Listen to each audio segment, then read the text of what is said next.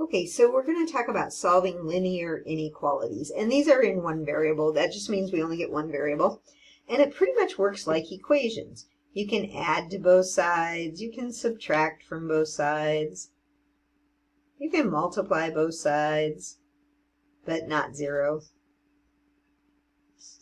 And you can divide both sides by some number, but not 0. Okay, except there's one little glitch with the multiplying and dividing, okay? So let's say I have something like 3x plus 1 is less than, I don't know, 13. You can subtract 1 from both sides. 3x is less than 12. You can divide both sides by 3. You get x is less than 4. Great, that's how you would solve it, okay? But now here's where the glitch comes in. If you multiply or divide by a negative number, you switch the inequality, the symbol, the inequality symbol. Okay? So say you have something like, oops, say you have something like negative 5x is less than 15. You're going to divide both sides by negative 5, which hopefully that's what you were thinking. But now you have to say x is greater than. See, you've got to switch it. I think of it like the possession arrow in basketball. You got to switch it the other direction. That doesn't affect the answer over here. You're still going to do the division. You're going to get negative 3. But now you have to say x is greater than negative 3. So your less than symbol switched to the other direction. Okay? So that's the rule. That's how it works. It only happens if you multiply or divide by a negative number. The bad news is nobody tells you. You have to remember. You have to say, oh, I'm multiplying by a negative number, or I'm dividing by a negative number. I got to switch the inequality.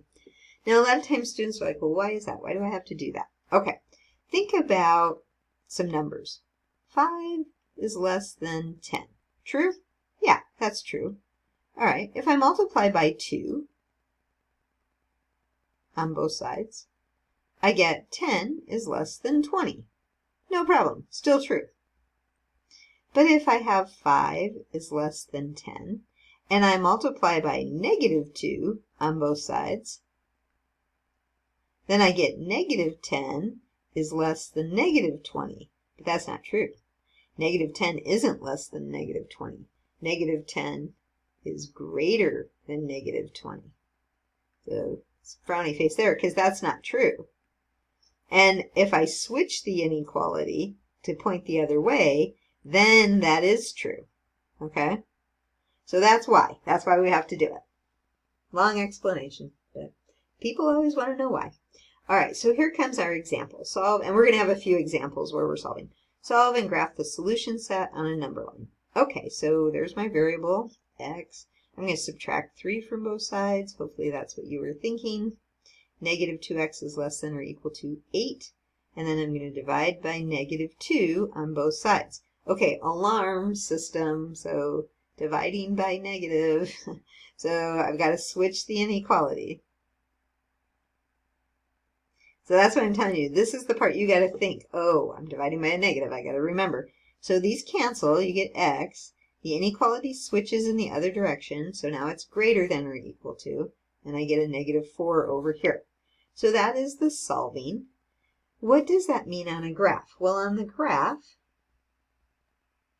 here I have 0. Here I have negative 4. And I'm talking about all the numbers greater than or equal to negative 4. So it looks like that.